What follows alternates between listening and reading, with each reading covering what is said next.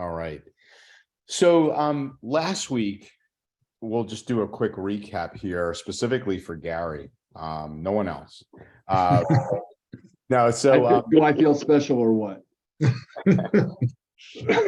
Don't miss another week, Gary.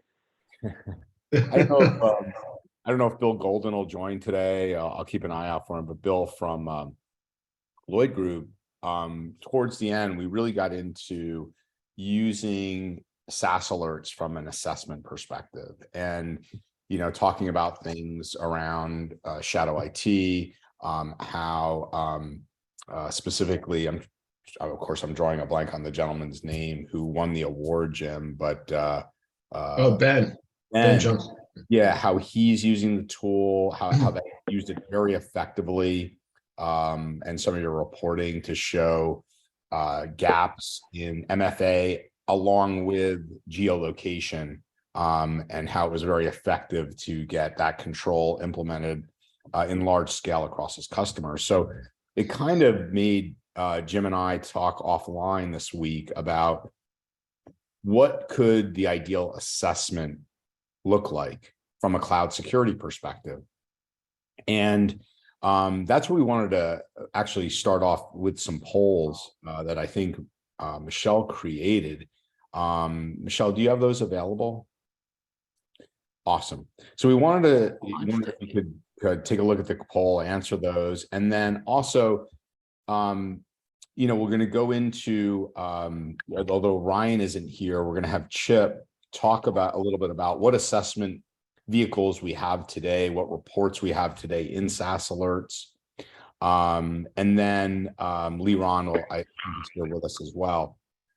I'm also going to share with you an assessment report that I've seen be very successful on the vulnerability scanning side, where it was driven, it was partner driven, et cetera, as kind of like a moniker for what you might need to see that could be customer facing, that could be successful in conveying that story. Because I think all too often, Jim, our reporting can often make sense to us as being technologists, but not necessarily convey anything to the customer that gets them to move. So we wanted to spend some time there and then just get some feedback really on the culmination of what we're talking about today on, what pieces and parts you might need to make it the most effective reporting. Does that sound good to you, Jim? Absolutely. Okay, cool. Can't wait. Great.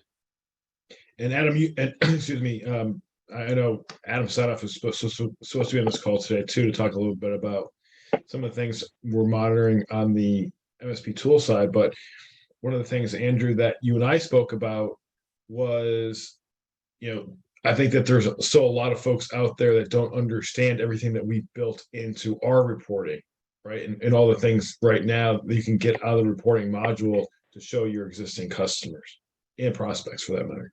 Yeah, and that's a great point, Jim. I was hoping like between Chip and Lee Ron that they can kind of go through what's there today. It's almost like I didn't know that section. Right. Let's go through those things that are available today, and how, like Chip might be using them if he were an MSP, and make sure that, again, we can do, just use chat, Jim, like, hey, were you aware of this or were you not? And I think it'll give us a good indication again of, are we conveying that effectively to the partners? 100%. Yeah. Do we have the poll results? I can't see them, but it looks like people are still still doing it. Yeah, it's we're about 70% participation. So okay, well, we haven't done it yet. Jim, one thing I do want to share with everybody, because I'm really excited about this, and I would love everybody's feedback, is Michelle did an amazing job. I'm excited about it for two reasons. One, because I was able to get this guest for everybody. But two, I want to show everybody Michelle's amazing work on this landing page. So anybody, just quick, Jim, if you can look at chat, I can't this second, but are you guys at all familiar with Black Hills Information Security? It's the founders, John Strand. What's coming through there, Jim? Yeses or nos? I'm not getting anyone saying anything yet. Okay. Travis has got thumbs up. Thumbs up. No. Gary says no. Okay, Ed so says no. okay, so just kind of back set here. We're going to do this webinar with Bo Bullock, who's one of the lead offensive pen testers for Black Hills Cloud Division. Black Hills is considered arguably one of the top offensive teams in the nation, if not the globe. They do the Amazons of the world, from a pen testing perspective. The biggest of the big. John also does a bunch of training, but we're going to get Bo, who actually did the cloud, securing the cloud at Right of Boom last year, to come in and do a training for SaaS Alerts partners, and I'm assuming people that are also looking at SaaS Alerts, Michelle, to look at really best practices in securing Office 365 and Azure. So I'm really excited about this and would love to know if you guys think this is cool too. Sounds interesting.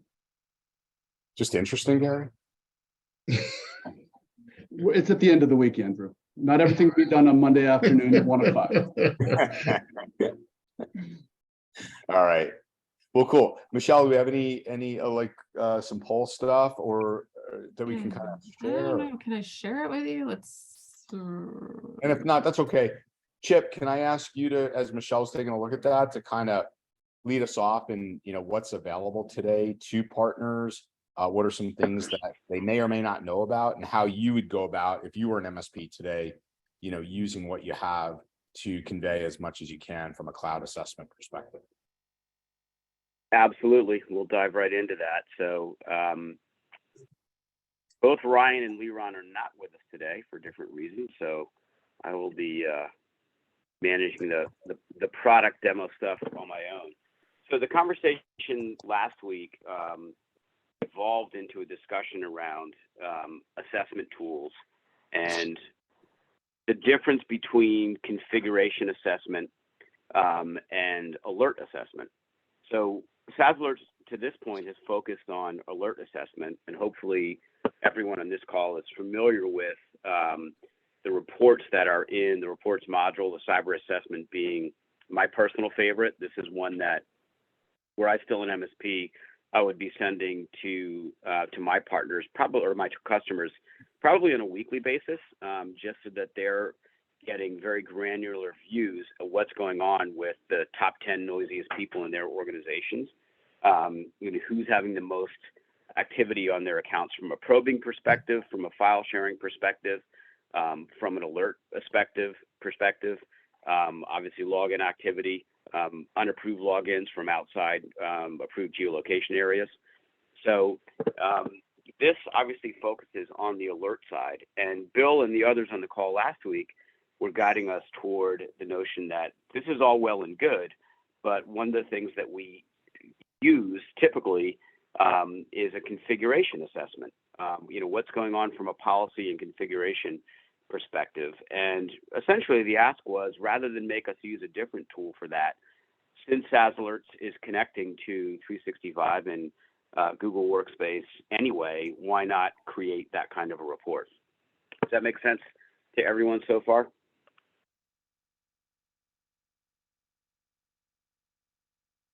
I can't see if there's any heads nodding or where we're at, but okay.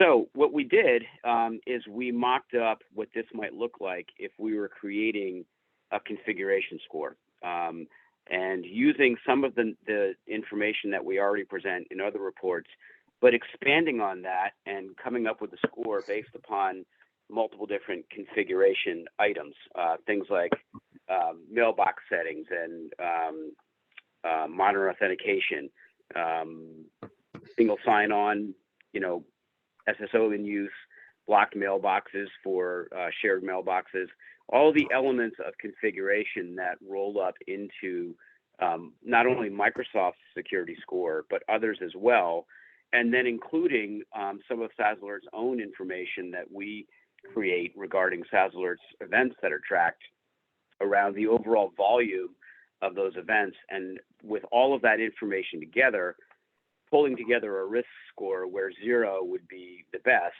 and 100 would be the worst. So weighting the scores either plus or minus based upon whether or not a setting was incorrectly and inappropriately established, or whether it was appropriately established, and to level out, if you were.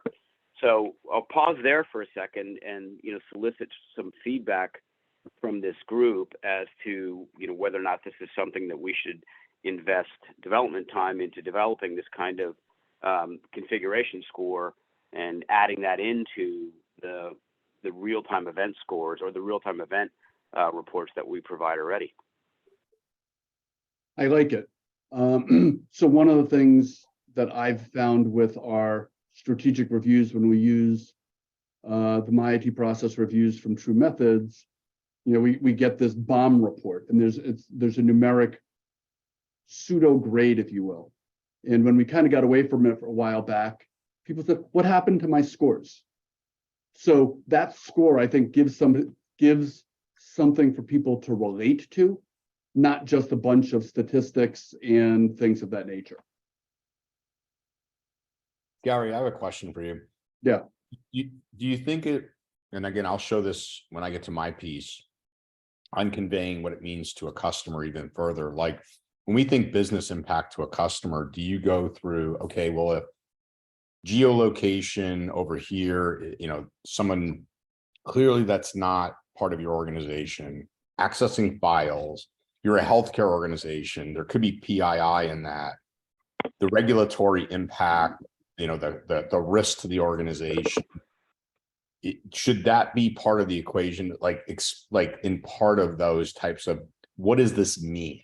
Well, I think what the score in some of those key areas, one of the things that we've talked about with our reviews, that we started talking about over the last 30 days is coming up with, for each of our products, backups, spam filtering, coming up with some very high level statistics and descriptions of what's going on in their environment.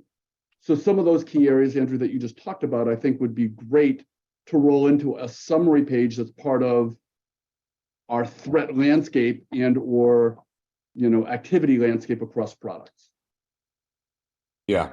And I'd love to hear from others because again, when I've seen, again, the few of the people that I've seen as the best of the best in this selling, they tie it so well to the business impact.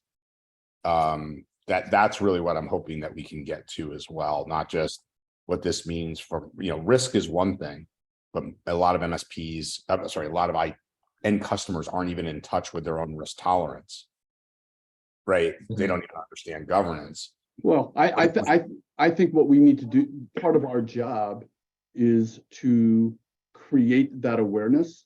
They don't know what they don't know. I couldn't agree more. Mm-hmm. Yeah. The other thing that's really important for us too, as we're developing this, and this is why it's so important to get your collective feedback, is so many security scores that I see out there. It's like a black box, right? Like what really goes into the security score. We want to be transparent with everybody and making sure that what goes into the score and why the score is what it is, right? Because ultimately your customers need to understand that so you can explain it to them. So Jim, that comment is a great segue into the second half of what we want to talk about with this and where we want input from you guys as our customers, as our partners. You'll notice here that we just have a sort of a block placeholder for explanation of whatever. Wait one sec. Chip. We're looking at. So Chip, sorry, one what's sec. that, Jim? Andy, sorry, wait one sec. Andy had his hand up, so I want to make sure we get to his question. Okay. Yeah. Sorry, guys. I don't know the protocol here. I can also just barge in. But one of the things that I'm perceiving here is both a prospecting, a high-level overview, and potentially a detailed report to help with security and compliance. So at the very first level is, how could I say these are violations of your internal security policy? These are violations related to HIPAA or to PCI or to an insurance, could be cyber insurance. That'd be the one. So that's the prospecting tool. Second piece would be from a compliance standpoint, if I do detail, how can this be used to say your Microsoft 365 isn't configured, or your Google isn't configured the way it needs to be to meet HIPAA compliance, and here are the details for those pieces. And then thirdly, taking this up into a higher level view to say, green light, red light, yellow light, you're on task, and that could then be imported into an executive overview that says, hey, we have some issues with onboarding new employees. They're not completing these tasks, and here's where it's falling. And as an example, right? That's awesome. I mean, It because is. Jim, and again, that's what we were talking about was, Mm. as MSPs, Andy, the first thing you hit on is, can I use this for an assessment? Mhm. Right? Prospect, maybe it's a customer and they're paying for a security assessment, right? Well, but I think you can, I think you can use it for your prospecting with your customers, trying to get more people to buy the services, because it requires a direct integration. I don't know how you're going to do it with a prospect, without them kind of getting involved. Right, but it's almost like a vulnerability scan, Gary. You're going to have to get a prospect involved if you want to give an unauthenticated scan and give them nothing. Sure, if they really want true vulnerability scanning, you're going to have to get them involved to do it. But when we've done it, with some of the scans we do, we send them a link to run this executable on their computer or computers. That's great. In this case, we've got to tie into their tenant, and somebody needs to put in those admin credentials, and an end user is probably not going to be able to do that because they may not have global admin rights. Maybe, and they might not want to go back to their MSP who they're working with to get them.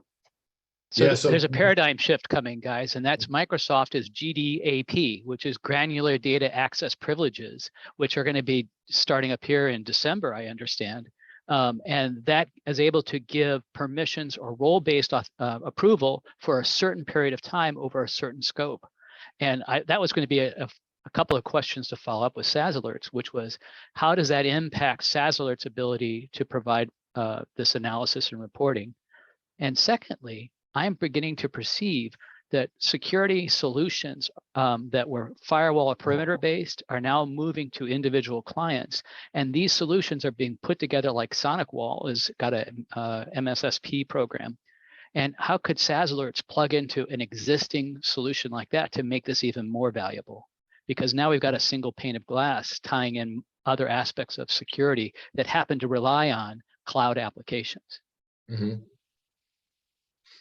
Yeah, first of all, Andy, I'm going to let Chip talk about this in a second, but just, it's amazing how many folks are now coming to us to license our technology to bundle into their products, right? Because we've essentially brought SaaS security to the forefront for the most part. We're really the first ones to come do this in this way for the MSP industry. And now it's amazing how many folks are coming to us to specifically license the technology. So. And Jim, I just had a conversation with SonicWall. They may be talking to you. We'll see. but it's awesome, Andy, that you're pointing. Like, again, we're going to have a lot of paradigm shifts. I mean, think cyber insurance. Cyber insurance is going to drive telemetry into into organizations. So what I'm hoping this come out of this is not like what's possible, not what we've done, but what are the possibilities in terms of assessment, so that people like yourselves using this tool can have huge differentiation in prospecting. What does good look like from a configuration? And then take that to operational use. How does this integrate more seamlessly into the solutions that we're having to now piece together, be it with a SOC and a SIM and both an RMM tool and a compliance tool? All these pieces then all have to fit together. Mm-hmm. That's excellent. But going back to your prior point, with the granular permissions that are coming, yep, I'll contend that my customers, unless they have a special need to do something, most of those people aren't going to have accounts with any of those rights. So for us to go into a prospect to say, hey, let me do an evaluation of your environment and show you some things you're missing, or whatever that is, if they require rights, odds are they're going to have to go back to their provider to get either a global admin or granular rights to do this stuff. But I Yeah. agree with you. That's the case over the next year. But I think the whole reason Microsoft is doing this is so that the client remains the gatekeeper of the key. Mhm. And Yeah. So- you'd want that too, though. I mean, part of that is education. Like we are going to have more and more third-party security assessments. MSPs are going to have to get used to, hey, I'm doing a third-party risk assessment. And as an MSP, we got to get ready for this, to be able to, not only somebody potentially third-party investigating our own clients, but ideally being prepared for this and our others. So how are we going to answer that call when a client comes to us also? And here's a value proposition SaaS Alerts could give to all of us, and that is, what are the most common misconfigurations on an assessment, or as clients come in? You guys got this metrics. We could go to a prospect and say, you really should let us do an assessment. Here's what we find: 90% of the time, you're sharing files without an expiration date, and it's anonymous, right? Hello. And Andy, that's what we'll do with Bo coming in for that webinar, because that's what they do all day long. Yeah. Chip, I can tell you though, looking good. Andy, right off the top of my head, from the standpoint of our data. But let me try and answer what I think are about 4 questions that evolved out of the discussion. And the first was, Andy, regarding your comment around, what can I do from a prospecting perspective? We have many partners now who use SaaS Alerts as a prospecting tool. I had flipped back over in the screen share to the risk report, what we internally call the oh shit report. It is intended to be very busy and show every single touch on an account that could be unauthorized. So it is by default very, very noisy because it's intended as a prospecting report. You correctly assessed, it does require someone at the tenant organization to connect SaaS Alerts, at least at the global reader level, for us to be able to ingest the data.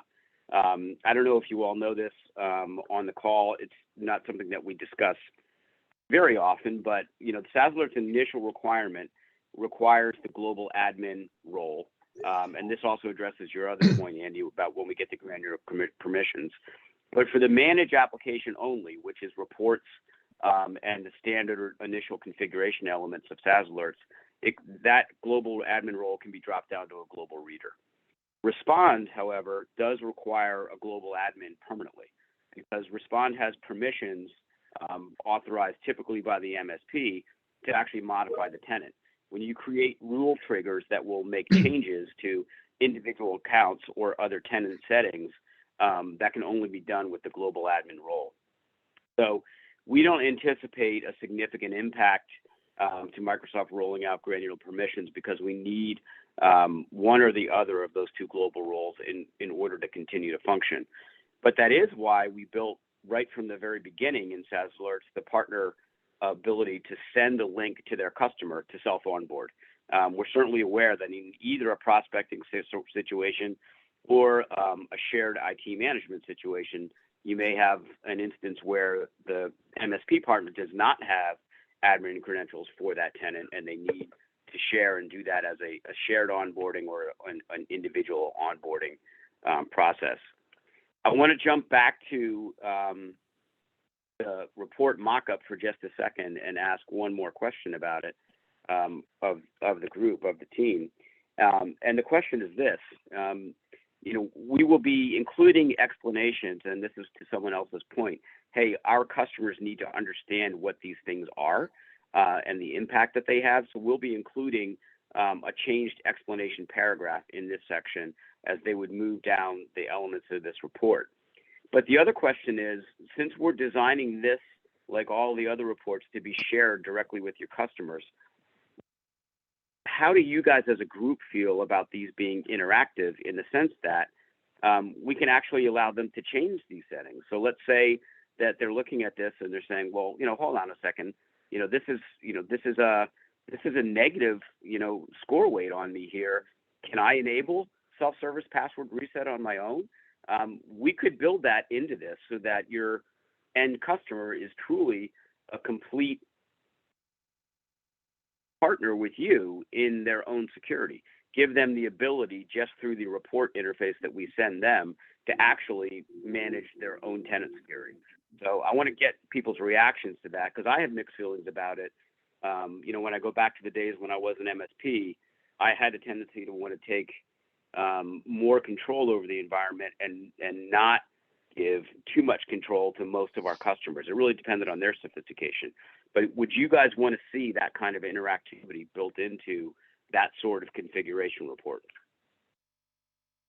So in response to that, I think it depends on the sophistication of the customer, whether they're co-managed or not co-managed, right? So if they're not co-managed, I want them to come to us so we can affect that change, because there will be ramifications to making these changes to their workflows, right? And if they're sophisticated enough where they want to be able to run reports, basically we're supporting them in their use of SaaS Alerts and managing their own security instead of managing it for them, then to enable that feature and allow them to do it on their own, and they get to deal with the ramifications. And it's important to delineate, hey, this is why it's a -5 score, and if you enable this, this is the root, this is what will happen, right? And to actually log who did this. I think that those would be very valuable things, because something will get done incorrectly, and if we're co-managing it, then we have to be able to say this is what changed, when it changed, and how. So Andy, if we were to add an element into the organization screen of SaaS Alerts that defined a customer as co-managed versus MSP only managed, and that would impact actually many different features inside SaaS Alerts, would that do the trick? At least as I scenario that you paint? understand for this scenario, I think that would do the trick. But as it applies to other features like Respond or other features that SaaS Alerts adds, I think that's going to be an ever evolving process. Is the customer ever going to define their own Respond routines? No, I think that should be something we do, right? That's kind of how I think about that. Interesting. And just like overall, coming back to one of Gary's points about the assessment and prospecting, look, we're in a day and age where Microsoft has changed their end user licensing agreement. Like they now have the ability, I don't know if people know this, to actually hold end user organizations accountable for breaches within inside or end user compromises within inside their own tenant.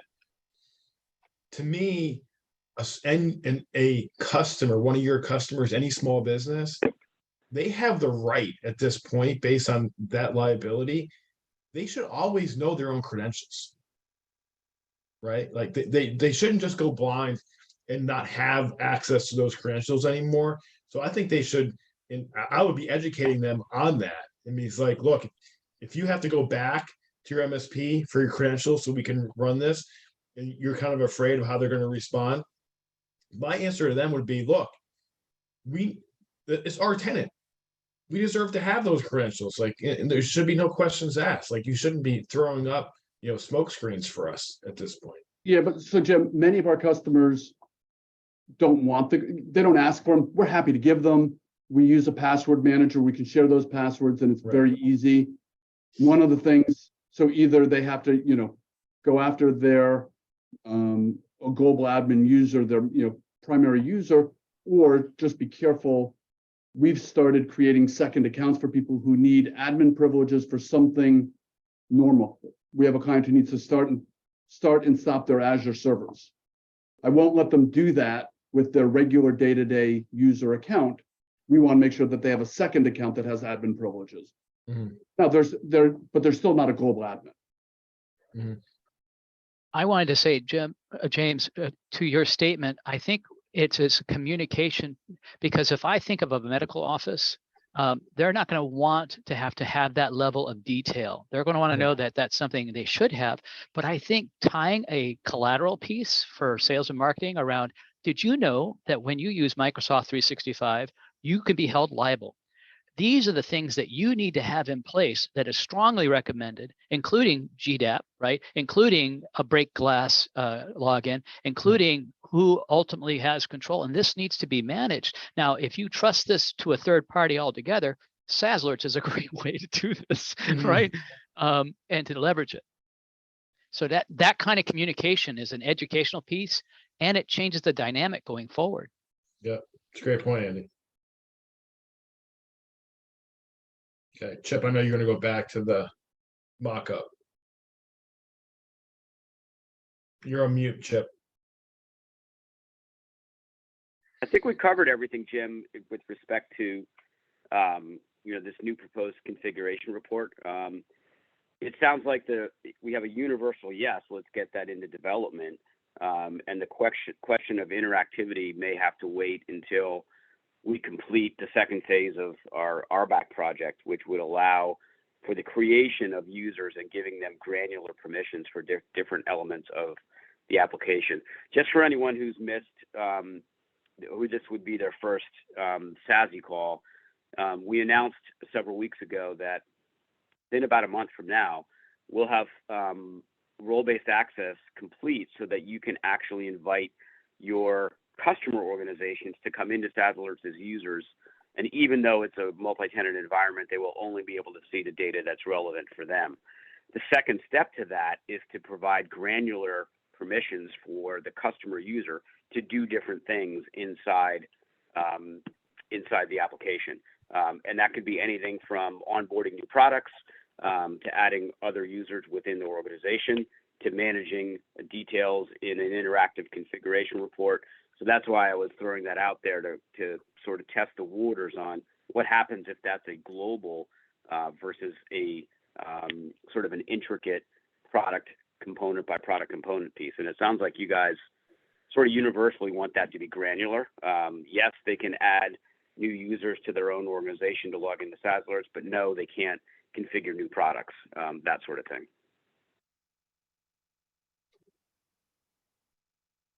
Cool. The other thing that we'll have next week, by the way, or role-based access control will be a month from now, but next week, just so people know, by the end of next week, we'll also be monitoring Kaseya VSA. For those of you that are on that RMM, we're adding that to the list. So that'll, for those for review, that means you've got IT Glue, you've got ConnectWise Automate, you've got Ninja RMM, and you will then have VSA as well. So Does that include premise-based or only SaaS-based? Chip, you want to, because I think Adam was saying that we would be able to do both. Yeah, it's gonna require configuration updates on the premise side, because we have to be able to reach through the firewall. That premise-based one is typically going to be sitting behind a firewall, so there'll need to be the ability for our API to talk to that. But yes, premise-based and cloud-based is the goal. Yeah. So again, monitoring those tools are free. Like, you don't pay for that. That's just, it's what you get included with your membership to SaaS Alerts. Jim, do you see any integration to something like a feeding of data from SaaS Alerts into the compliance portal, compliance manager solution? Quite possibly.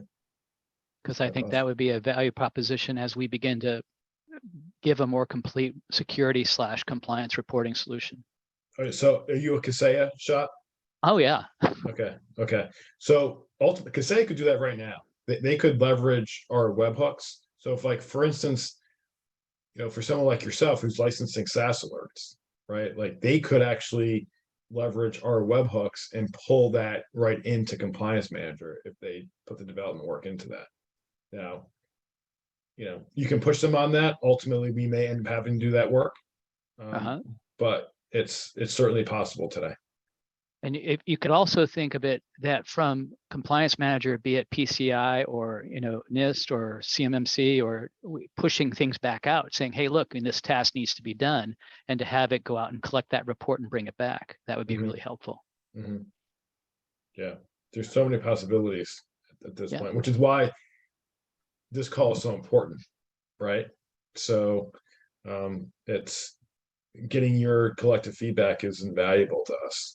And we get new ideas every single week. So I can't thank Andrew enough for having the idea for the SaaS MSP call. I think we had a question around Synchro come in. is there update? This is from is there update on Synchro? So at this point, they're still on the list. That's probably one of the least requested of the MSP tools. We will start working on Datto RMM next, most likely, and Synchro is probably right after that one. So they also have Synchro hasn't been super helpful in terms of being a help in terms of giving us the information that we need to do that work. So if we have some Synchro folks out there and that they can essentially push Synchro to be a little more forthcoming with their documentation, that would be really helpful for us. Because at the end of the day, it's just we depend on that.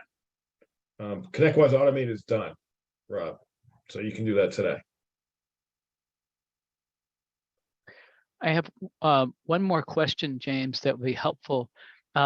We leverage Kaseya's Powered Services Pro, which is done for us marketing and collateral, to have SaaS Alerts provide content that could be consumed in that around cloud services. I think would be really a nice way to plug into some of that as well, because that's also bringing to the forefront, hey, there's a partner that I don't know is necessarily, and I'm talking about SaaS Alerts, it would raise awareness with all the other Kaseya partners, but it would also allow us to begin to talk about how assessments in the cloud are as needed and valuable as premise-based assessments.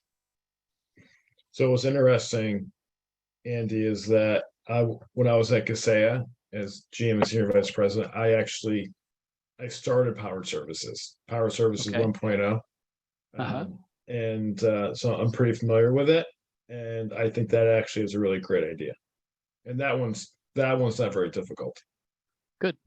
Because I'm trying to think how I incorporate the messaging about GDAP, about reporting, and then that lends itself into, as you evolve these new programs for us to leverage, how can we message that as a reason for us to do the assessment, to open that door? Because I think most people start with, hey, let us evaluate your network. Well, we can now talk to let's evaluate your cloud implementations and come in through the back door on that. Right. So basically what you're saying is give Kaseya Power Services, all of our existing materials, so you guys can package that up inside the Power Services stuff. And target newsletters and have that all be part of that process. Mm-hmm. And get them to talk about why cloud security and how SaaS Alerts or something like it can be very helpful. Got it. Yeah, I know quite a few people over there, so. I figured that would be the case. I remember you being at Kaseya, so. Yeah. That one's the easy one. Okay, that doesn't require dev work. So I don't need permission from Chip on that one.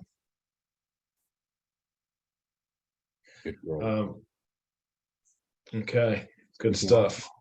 So yeah, for Ed, Giles, like if let Synchro know that you want this to happen and let us know their feedback and we'll continue to push that one along with Datto RMM. Appreciate that. Thank you. Yep. Cool. Jim, kind of going where Chip left off, I just want to share something with everybody if I could. Bear with me. I just want to bring this up. And let me set the stage for this and kind of the reason I wanted to show this. First and foremost, this isn't a sales pitch for Cyber CNS. I was involved with their launch. I created the partner call, the community call. That's why I talked to Jim about this. This is an organization that built themselves literally based on partner feedback, having a community call every single Wednesday. One of the things that we heard a lot from partners, now that Cyber CNS is a vulnerability scanner, cloud security assessment tool. So the company had a lot of people that were using either rapid fire tools, Nessus, Qualys, things like that. And the struggle that everybody was having was the breadth and in essence, the sheer volume of reporting that would come out of an assessment that didn't speak to the end customer. And so it probably took a good 8 months of collective back and forth.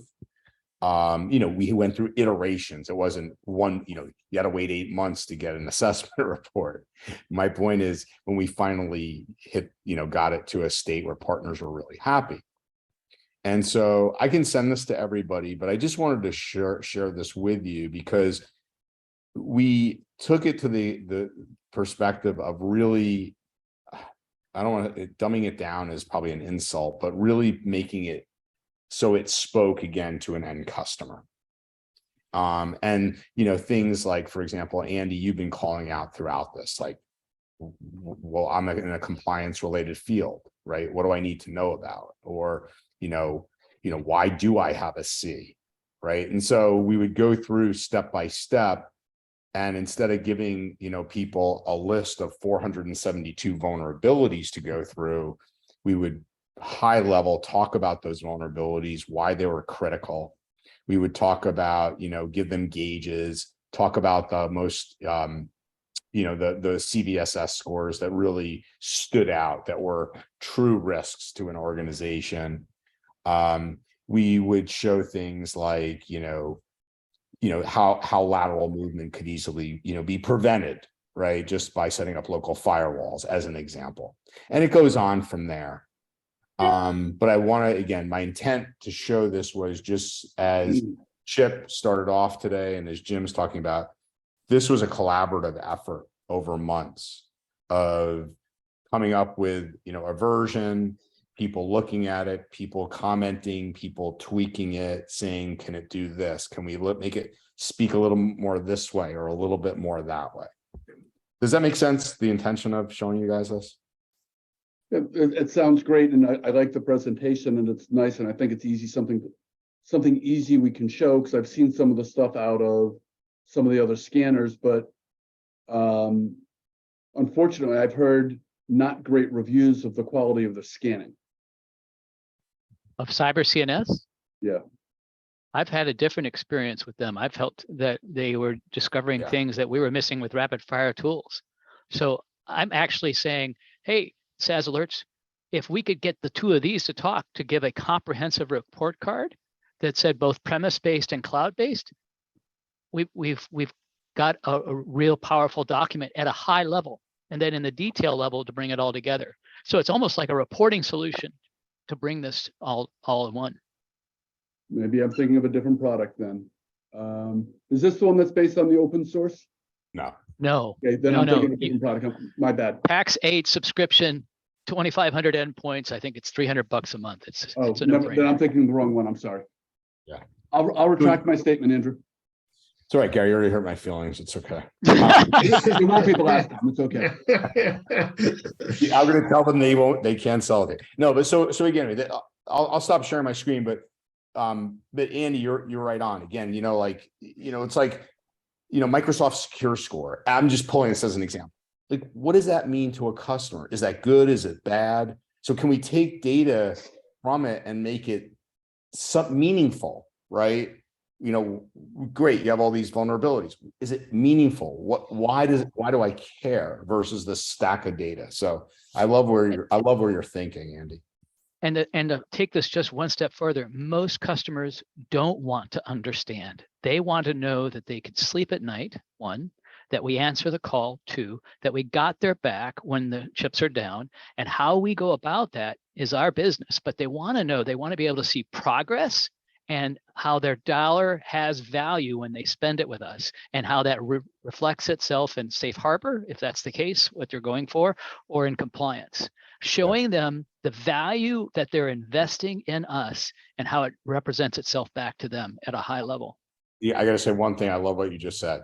Improvement. That was the other thing that came out. Trending. Oh, I was a C last month and I'm a C plus or I'm a B. Like, cool. You're doing, what's changed? How did it change? That we're doing better. People want to see that progression as well. So. Anyway, It anybody else? all- it- To your point, I had one partner ask, hey, can I get a metric? The average is 122 attacks per user every month. And then have a report that says, hey, Mr. Customer, you were attacked only 23 times this month. So giving them some comparisons to the national average. So I'll bubble some of those same ideas up to Chip for some of his reporting ideas. I think those are all very valid points, especially if you can target it by industry, right? Good call. Because Cool. Were we able to see any of those poll results, by the way? Yes, I can share them right now. Okay. So 63% of folks have not started using the cleanup feature yet.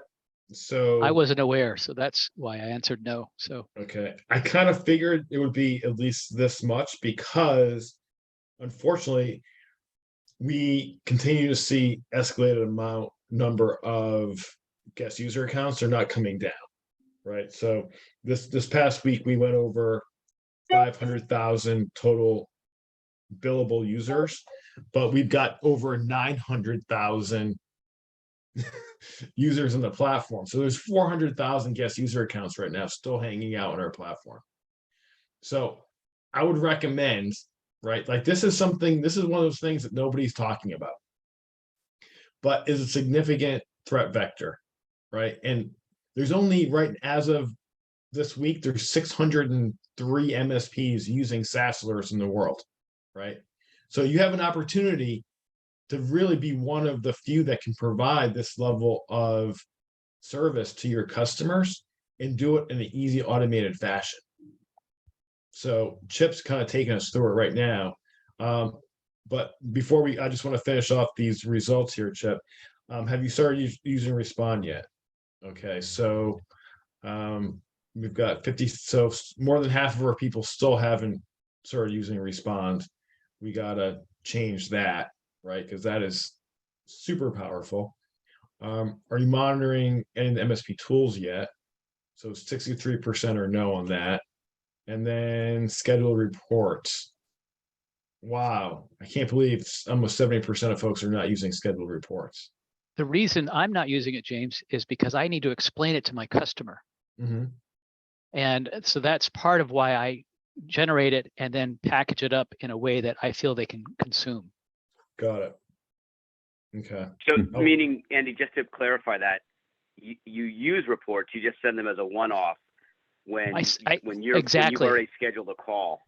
For Yeah. example, you give me a vulnerability report that says these are all the logins from all around the world. That really doesn't matter because it's all US based. It's just noise in the case where it's appropriate, right? What's really important is that they're doing shares anonymously with no expiration. And I say, guys, you got to change this workflow. It can't be this way, right? And so I try to direct focus and attention. So I'm trying to say, let's do this incrementally instead of overwhelming them with here all. So if I was to take that executive report and I wanted to target the highest risk items, I'd want to focus on we're making progress on this report this week, right? Or we're not. Mm-hmm. Got it. So this poll speaks to, I think, what internally as SaaS Alerts our biggest issue is right now, which is educating all of you on what we have and how it can be valuable, right? Like, and the reason this is important too is these are, we're just kicking off the SASE call. These are partners that are heavily, that care, right? Right. Not to show up. So you imagine the others that aren't showing up to these. So it's great data for you guys to think about customer success and how you can engage partners, because the more that, that we can get them using these feature sets, the better they're going to protect themselves and their clients. Right. So I would love to ask, you guys, how can we better educate? So I guess two parts. Like, why aren't you doing some of this stuff, right? And then lastly, how can we better educate you to make sure that everyone knows that these benefits are available to you? Well, I'll answer the second part of it. So yesterday, I had the pleasure of spending an hour with Anthony going through it again. And part of it is information overload. Mhm. Between this tool and others that we're using, it takes time to make the progression from one feature to another and really see it in action and start tying the pieces together. Right. So, I think part of it is repetition and, getting in front of your staff Mhm. as a reminder and an evaluation. How are you guys using it? And let's just do a review of how you've implemented it and make some small suggestions. I do that with my reporting platform, and, every 4, 6, 8 weeks, we get together for a little bit and say, let's look at one more thing. Mhm. I don't think you can do it all in one shot. Right. And James, there's been a substantial evolution in SaaS Alerts capability over the last year. A Mhm. year ago, the attention that we gave it was appropriate. And what I'm seeing from this call is that there's a lot more attention should be focused on SaaS Alerts 1. And 2, it'd be really helpful if you were to give us a roadmap. And maybe you do this on YouTube, maybe you do this on, here are these feature sets and how they can be valuable to you, either reporting to your customer, explaining the report to the customer, or helping us say, here's how we do it. Because the consumption model of time for us is not only dealing with the projects of our customers and our team and doing all this, we got to now educate the customer on this new service because they've moved to Microsoft or Google, right? Right. And we now need to express, here's the security that comes along with that you need to deal with or be aware of, so Mhm. that you're in compliance. Right. So what you're saying, Jonathan, speaks a little bit to, or excuse me, Andy. One of the things that Jonathan, just highlighted in his chat, we put out a newsletter every month. And in there we actually put in the release notes, like what is now in the product that wasn't in the product last month. Right. It's not a very long newsletter. It's maybe a page. We don't try to overload it. We want to make sure people understand what's important. But my How do we feeling is apply that- it? What's that? How do we apply those changes? How does it make a difference in our service delivery offering and add value to our relationships with our customers? Mhm. That's I think the challenge with service release notes, Yeah. is that we may not be able to connect the dot initially. Mhm. Okay. This is great feedback. Okay. Brad's asking for more templates for respond. Okay. Okay. Yeah, I mean, obviously, this is one of the reasons why we decided to do the SaaS call, right? Is to get more engagement, to get feedback from you, and also to better educate, right? So it's a process. And Gary, to your point, we know we're not gonna do it all at once. Just to quickly mention on the topic of the respond templates, is it possible or is it under consideration for some sort of community repository where all of us are what we want, and then we can sort of see what other people are doing and how popular they are? Lots of the RMM tools will have like a community script library where you can see what's popular amongst the entire user base, and then Right. something that you've missed or not thought of that other people are doing, and you can then just nick it or lift and shift it into your implementation and then leverage it. Yeah, those templates are available to you. And James, Well, no, what with Giles is asking for, Jim, is a shared community library so that MSPs can share among themselves different templates that they're using in Respond. And the answer is yes. We've conceived of that from the very beginning for Respond. It's not an element that we've added yet, and there's a never-ending list of items on the request list and on the current roadmap. But that is included in the list to make it very easy for you guys to share back and forth templates that were created from one MSP to the next. Awesome, that's good to hear.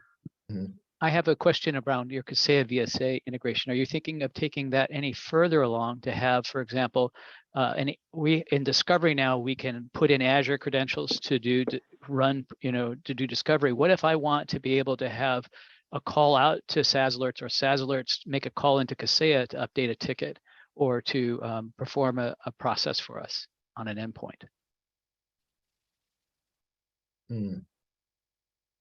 I'm looking at linking these services at some point so that it's easier to report back and bring more data. That's kind of where I'm going with this, is I'm hearing more and more of a reporting process and development around all of this stuff. So this is something, the idea, ultimately what you're talking about, higher level, is something that we're working toward. Okay. So, and we'll be able to do it with the RMMs essentially that we monitor. Okay. So Kaseya's on there, Automate's on there, Ninja right now. We'll have, eventually we'll have all of them. That's definitely the roadmap. So Jim, I know we're here at the top of the hour. What are Yeah. your thoughts on best approaches? Like, again, we talked Canny as a voting tool. Chip, coming to you, is it we'll put out some, straw man type, initial looks in terms of the reporting? What are your thoughts on next steps to start to get feedback? We can certainly share the mock-ups that we shared today with this broader group.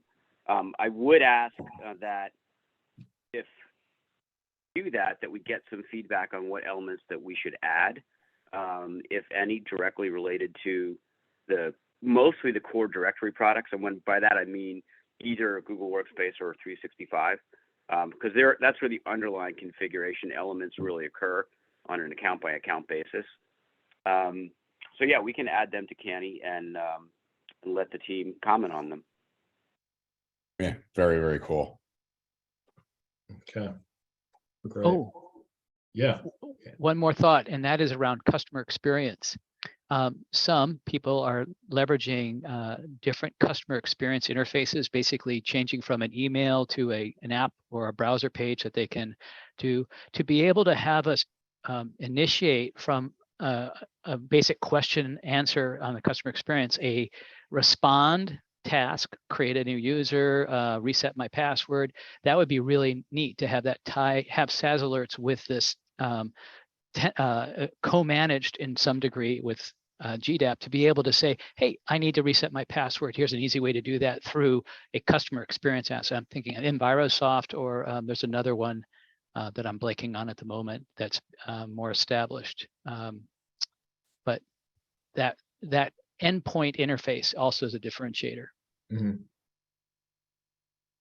Okay. Chip, you get that? Yep. Okay. Cool. Uh, Well, Jim? Andrew, another great call. That's awesome. I want to thank everybody for their input as always. Jim, any closing comments, and we'll wrap up and see everybody next week. This is my favorite call of the week. I do a lot of calls. This is my favorite by far. I love it. Thank you, Andrew. Thank you to everyone for participating. It's making us better every single week. Awesome. All right, Jim. Thank you, guys. See you, next everybody. week. Look forward to Thank it. you. All right. Okay. Bye, guys. Bye.